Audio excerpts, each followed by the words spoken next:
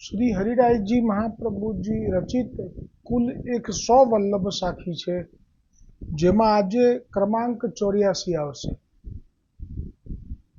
आ 83, 84, 85 ने लगभग 86 सुधी जे साखीओ छे एमां निधि स्वरूपो जे छे एमना गुण भावनुं वर्णन ए पण साथे लीधेलुं छे, जे 252 वैष्णवनी वार्तामां 162મી वार्तामां आवे छे। तेमांथी गोसाईजीना वचन छे ए स्वरूपना भाव विશે।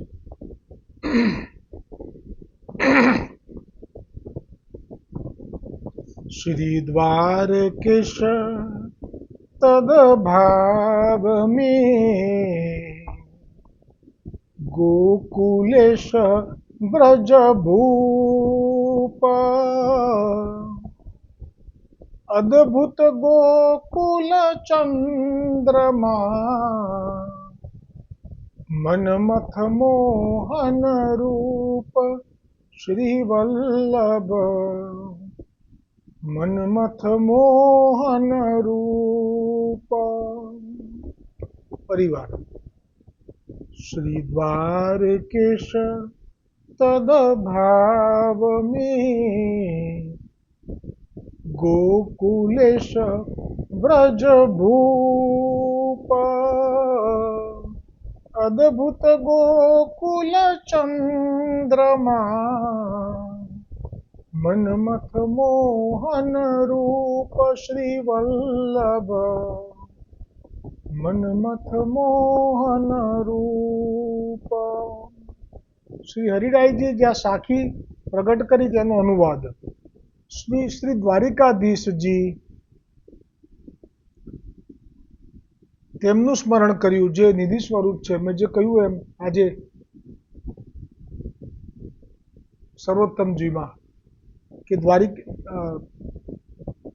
ભાગવતજીમાં જે પ્રસંગ આવ્યો કરદમ ઋષિનો, તો આ દ્વારિકાધીશજીનું સ્વરૂપ જે કાંકરોલી બિરાજે છે ત્યાં પણ આ એ હવેલીની સામે પણ આ દ્વારકેશ નાથજીનું જે પ્રાગટ્ય છે તેનું વર્ણન કરેલું જ છે કે સર્વપ્રથમ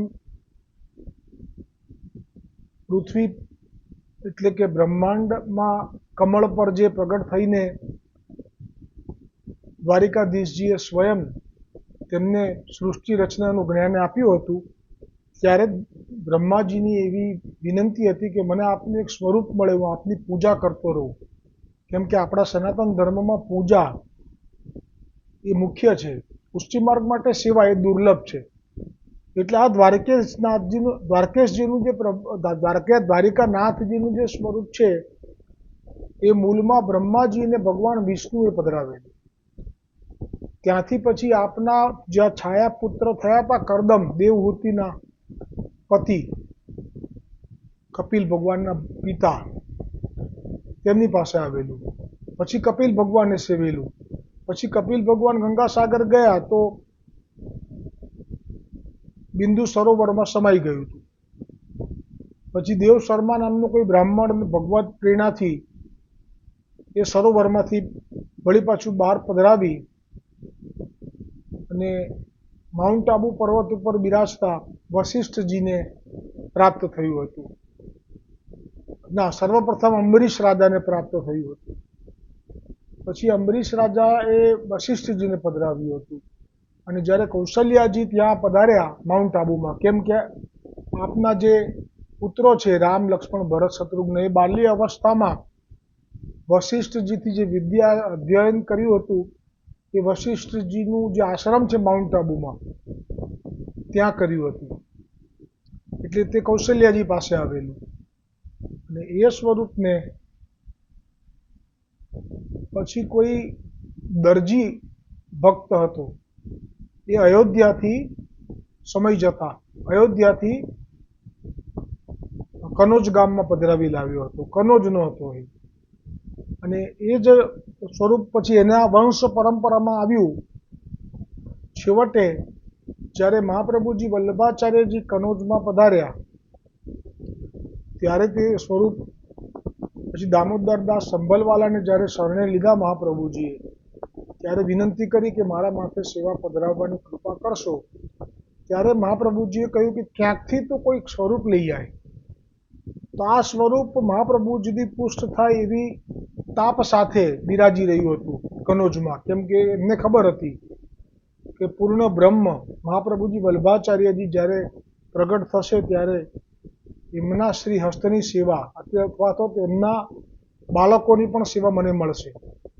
એટલે સર્વપ્રથમ પુષ્ટ થયા મહાપ્રભુજી વલ્ભાચાર્યજીના સ્પર્શથી, અને એ દામોદરદાસ સરસાનીજીને ત્યાં પધાર્યું, દામોદરદાસ સંભલવાલાને ત્યાં. દામોદરદાસ સંભલવાલાથી દેહ છૂટ્યો એટલે એમની પત્નીએ પણ સતી થયા એ પહેલા વાણની અંદર સર્વ દ્રવ્ય અને પેલી દાસી દેવી હતી વિદુરજીની પત્ની પૂર્વજન્મની, તે લોકોને અડેલ વાણમાં પધરાવ્યું.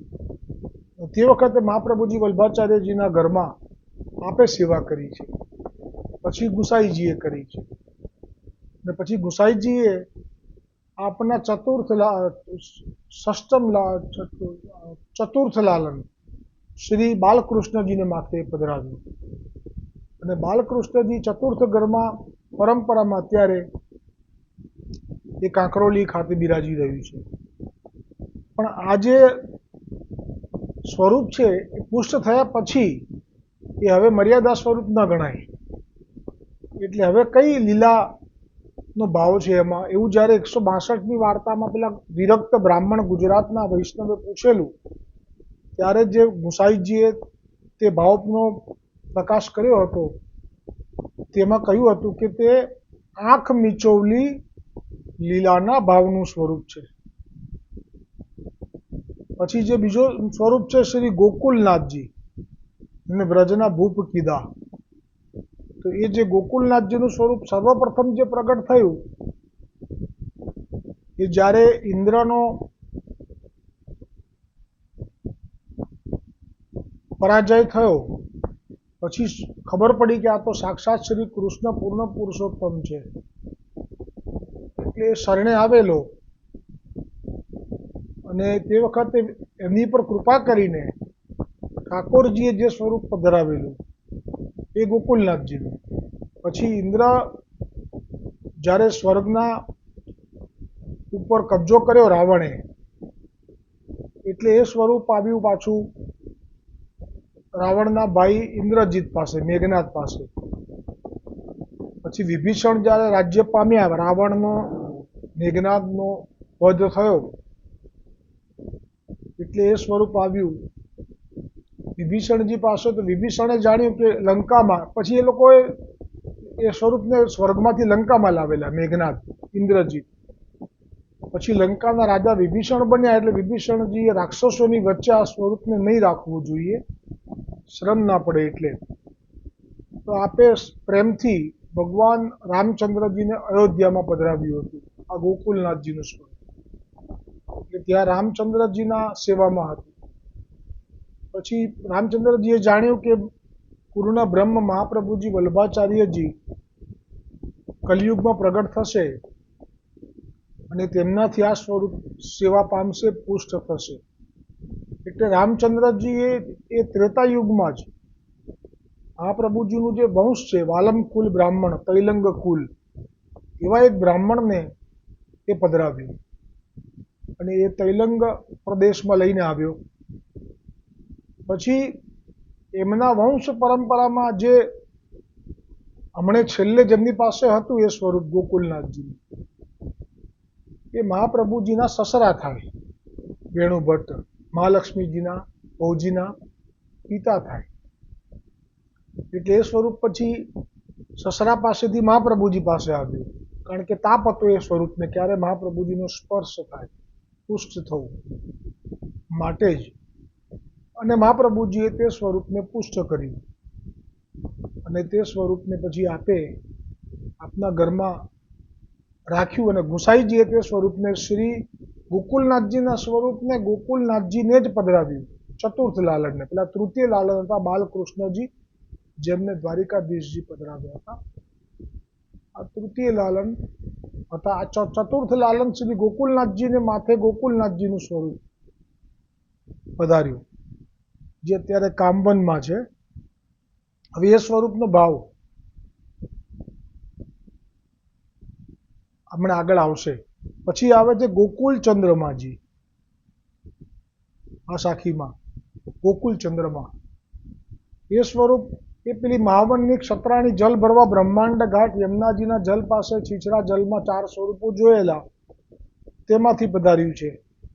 આ સ્વરૂપ મહાપ્રભુજીએ સીધું જ નારાયણદાસ બ્રહ્મચારીને માથે પધરાવેલું.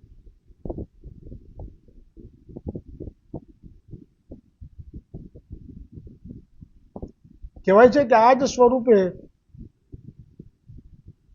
ના હવે નથી કેવું, કારણ કે આ ભાવ બુદ્ધિ નહીં પહોંચતી મારી. પછી આવે છે મદન મોહન. મન્મથ મોહન રૂપ જે છે એ છે મદન મોહનજીનું સ્વરૂપ. એ વેણુનાદ કરી રહ્યા છે.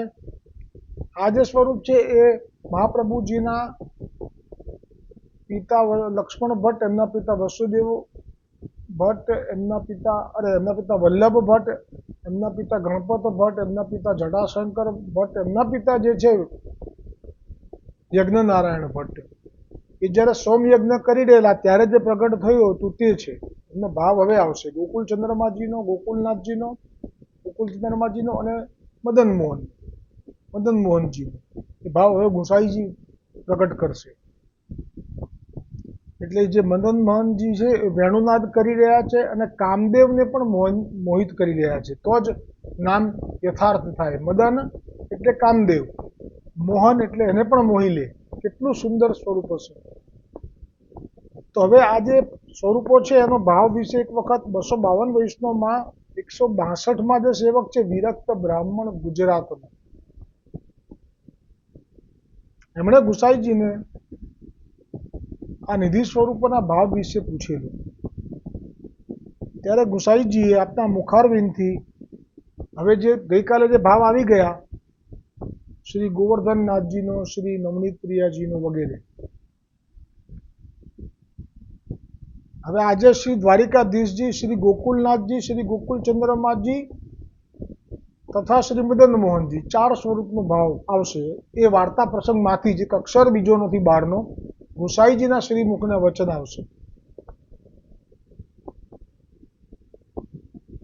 હવે શ્રી ગુસાઈજી શ્રી દ્વારિકાધીશજીના સ્વરૂપનો ભાવ કહે છે કે રાસ પંચાધ્યાયમાં બધા જ ગોપીજનોને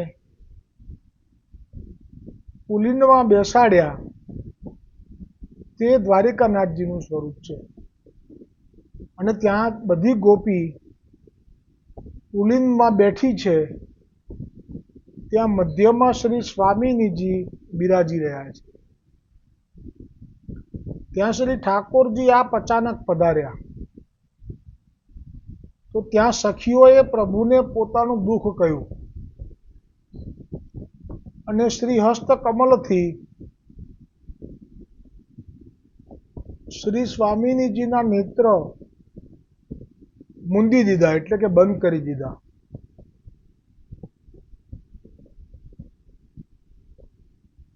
અને બીજા 2 હસ્તથી વેણુનાદ કરી રહ્યા છે. તો શ્રી દ્વારિકાધીશજીમાં આ પ્રકારની રસમયી લીલા છે. શ્રી ગુસાઈજી હવે શ્રી ગોકુલનાથજીનો ભાવ સમજાવે છે, જે કામવનમાં બિરાજી રહ્યા છે, જેમની સેવા સ્વયં ગોકુલનાથજીએ કરી હતી. શ્રી ગોકુલનાથજી શ્રી ગોવર્ધન ધારણ કરેલ છે અને બધા જ વ્રજ ભક્તો એટલે કે ગોપજનો ગાયોની રક્ષા કરી રહ્યા છે. ડાબા શ્રી હસ્તમાં શ્રી ગોવર્ધનને ઉઠાવ્યો છે અને 2 શ્રી હસ્તથી વેણુનાદ કરે છે. તો બધાયને વ્રજની સુધાનું પાન કરાવે છે. ક્યારેક વેણુની ફૂંક ઉપર શ્રી ગોવર્ધનને રાખે છે અને નીચેના ડાબા શ્રી હસ્તમાં શંખ છે. તે આધિદૈવિક જળરૂપ છે. તો આ લીલા ગોવર્ધનધર આધિદૈવિક જળરૂપ એટલે એ જે ગોવર્ધન ધારણ કર્યો છે અને ઇન્દ્ર જે જળ વર્ષા કરી રહ્યો છે એ બધું એ શંખમાં શોષી રહ્યા છે. તેથી કહ્યું કે આધિદૈવિક જળરૂપ છે. તો આ લીલા ગોવર્ધનધર શ્રી ગોકુલનાથજીમાં પ્રગટ છે. હવે શ્રી ગુસાઈજી આપ શ્રી ગોકુલચંદ્રમાજીનું સ્વરૂપનું ભાવનું વર્ણન કરતા આપ કહે છે કે ગોકુલચંદ્રમાજીનું સ્વરૂપ સાક્ષાત મન્મથ છે. જ્યારે પંચાધ્યાયમાં આપ અંતર ધ્યાન થયા ત્યાર પછી શ્રી ગોપિકાઓએ રુદન કર્યું ત્યાં પ્રગટ થયા. તે લલિત ત્રિભંગીનું સ્વરૂપ છે. ત્યાર પછી રાસ થયો ત્યારે આપે બંને શ્રી હસ્તથી મોરલી વગાડી છે અને બધા જ ગોપીજનોને રસદાન કરે છે. તો ત્યાં 6 ધર્મ અને એક ધર્મી, તો તેની ઉપર આંગળી ધરી છે. આ ગોકુલચંદ્રમાજીનું જે સ્વરૂપ છે રઘુનાથજીએ એમની સેવા કરેલી સર્વપ્રથમ. આ સ્વરૂપ ગોપીજનોનું સમાધાન કરે છે અને કહે છે કે હું તમારી ભક્તિને વશ છું, હું તમારો સદા ઋણી છું. એ ભાગવતજીમાં કહ્યું છે ને કે જન્મો વીતી જાય પણ હું ગોપીજનોનું ઋણ અદા નહીં કરી શકું, ચૂકવી નહીં શકું. એ આ સ્વરૂપ છે. તો શ્રી ગોકુલચંદ્રમાજીમાં રસાદિક લીલા છે. હવે ગુસાઈજી 252માં 162મી વાર્તા પ્રસંગમાં એ પેલો બ્રાહ્મણ વિરક્ત ગુજરાતનો તેને શ્રી મદન મોહનજીનો ભાવ સમજાવતા કહે છે કે શ્રી મદન મોહનજીનો ભાવ જે નિકુંજની અંદરની જે લીલા છે ત્યાં વિવિધ પ્રકારની લીલા કરે છે.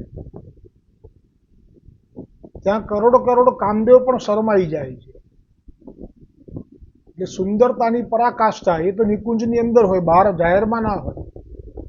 પણ કામદેવ તો ત્યાં પણ હાજર હોય જોવા માટે કે જોઈએ તો ખરા, પણ તેને શરમ આવી ગઈ. એટલી સુંદરતા નિકુંજની ભીતરની લીલામાં કામદેવે જોઈ.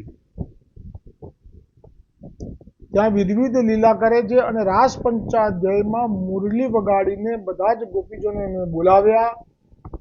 તે વખતે ઉદ્દીપન ભાવરૂપ આપ થયા. આપ પ્રભુ સ્વયં મદન મોહનજી આપ ઉદ્દીપન એટલે ગોપીજનોને એ સ્વરૂપ જોઈને પછી એમને ભેટ્યા વગર, આલિંગન કર્યા વગર ક્ષણ ચેન ના પડે એવું સ્વરૂપ આપે આપનામાં પ્રગટ કર્યું હતું. અને ઉદ્દીપન કહેવાય. તે સ્વરૂપ શ્રી મદન મોહનજીનું છે. તેથી જ શ્રી હરિરાયજી આ સાખીમાં કહે છે કે શ્રી દ્વારકેશ તદ ભાવ મેં ગોકુલેશ વ્રજ ભૂપા અદભુત ગોકુલ ચંદ્રમા મનમથ મોહન રૂપ શ્રી વલ્લભ મનમથ મોહન રૂપ. આવતીકાલે આગળની સાખી આવશે. બોલો શ્રી વલ્લભ સાખી કી જય હો. હરિરાયજી મહાપ્રભુજી કી જય હો. શ્રી ગોકુલનાથજી, શ્રી દ્વારિકાધીશજી, ગોકુલચંદ્રમાજી અને મદન મોહનજી પ્રભુની ખૂબ ખૂબ જય.